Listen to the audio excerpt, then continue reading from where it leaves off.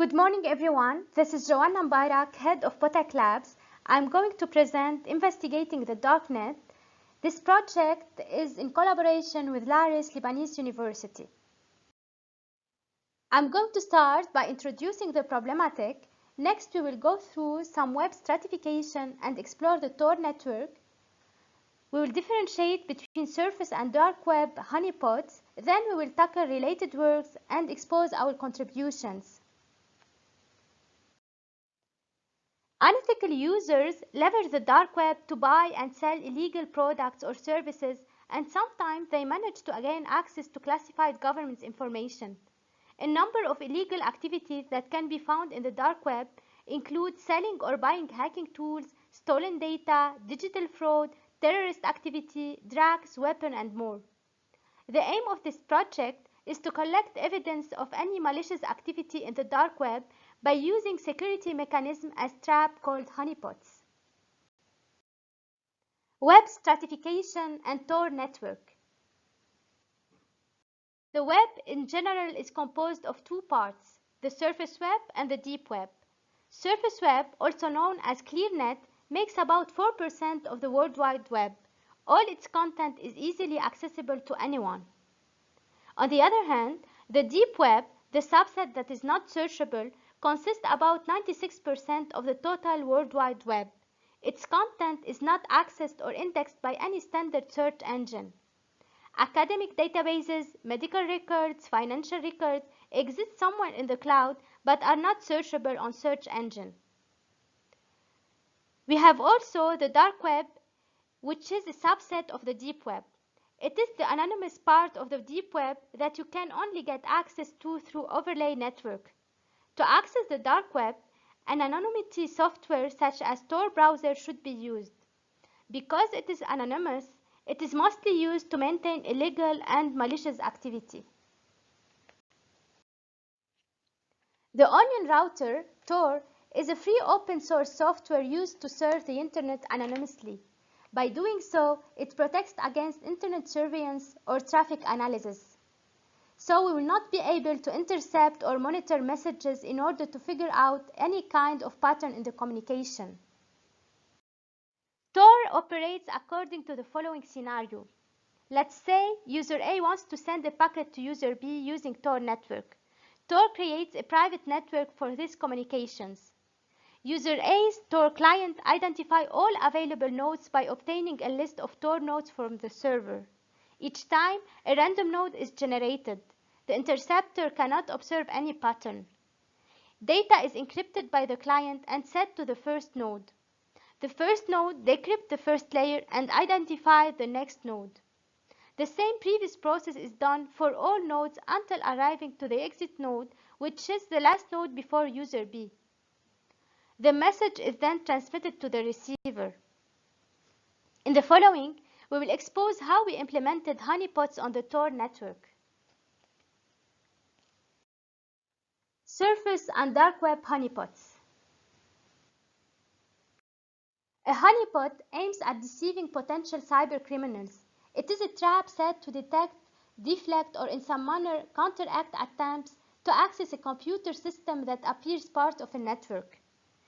Depending on the expected outcome of a honeypot, we can distinguish two main types, production honeypots and research honeypots. The main goal of the production honeypot is to divert the attacker from the real running system. It can be used also to know what kind of attack the company or the real system can face. For the research honeypot, it aims to secure a particular system, but it's about entering a research environment to understand and study how the black hat community is evolving, what techniques is this community using, and who belongs to that community. To be noted that when hosting a website on the surface web, users need to buy a domain name with a static IP and to develop a website. On the other hand, in order to host an onion site on the Darknet, the user can develop a site and host it using a free domain generation mechanism. This table highlights the main differences between maintaining a honeypot on the surface web and maintaining it on the dark web. related work, and our contributions. In 2018, Eurocom and Trend Micro managed 4 production honeypots for 6 months. Attack analysis revealed that most cybercriminals install web shells on the hosting server to gain control over it. The attacker used the machine to start DOS attack and to operate spam campaign. Also, attacker managed to delete a few files from the honeypots. Also, for the Greeks research honeypot, they examined 3 honeypots by tagging interest and activities. The honeypot for pedophilia attracted 100 times more traffic than the others.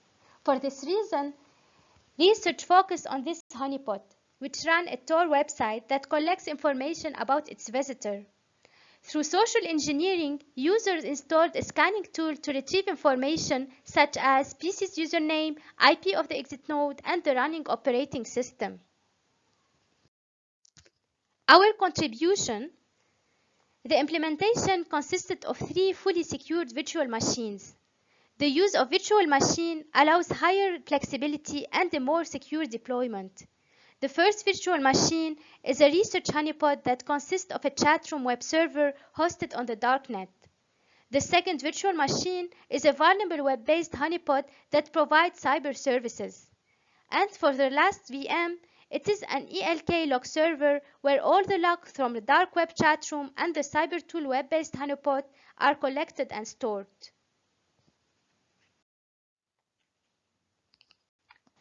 Chatrooms are used as a rendezvous point to discuss illegal offers, with the intent of understanding whether the attacker will try to abuse chat in the TOR network. A chatroom research honeypot has been developed and implemented. In order to enter the chatroom, a user needs to be authenticated. To prevent script attack and fake logins, we embedded a CAPTCHA at each login. A script was also initiated to add fake messages to the chat. For that purpose, usernames are chosen randomly from a list of fake accounts, and the messages that are forged tackled many topics. For the Cybertools honeypot, a vulnerable web-based site was implemented. The Onion site was developed using a specific theme and offering technical hacking services. To be noted that the Cybertools site has been implemented for 14 days only in the Darknet for strictly investigation purposes, and it has been later shut down. No requested services were provided and no payment was issued. We implemented also important vulnerability in this honeypot.